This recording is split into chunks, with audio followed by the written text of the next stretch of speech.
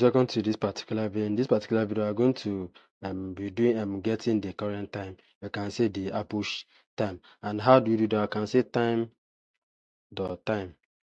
This time.time, this time is referring to this time that we imported here, and this is a function that holds the current time that we are currently on. And for you to get the output, just you have to use the print function.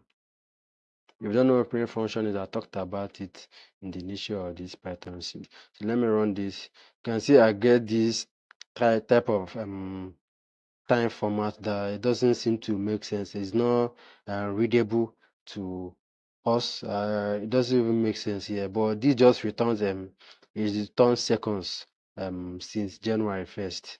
So this just it doesn't really make sense. So but how can we get this into make sense to us? We can use what is called time.ctime. And how do you do that? I can say time.ctime.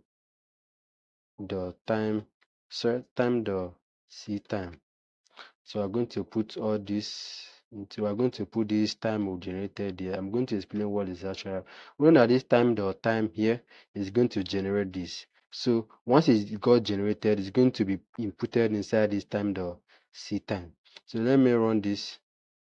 You can see I got Thursday, January 30th, 16. Know that 16 is for if you do 16 minus 12, that should be 4. That should be 4. 16 minus 12, that should be 4. Yeah, 4:36:06 seconds. You can see down here on my time at the right downside at the right hand corner down here. You can see on my time I have this is exactly the same time that I have, and then 20:25. So this is just basically what I want us to handle, getting the current time. We can call it that as an approach time, and then also convert the approach time to a readable format, because if we don't do that, this can be really complex to tell somebody to check time for you, and then the person is telling you this kind of jabberish numbers. It's not going to make sense.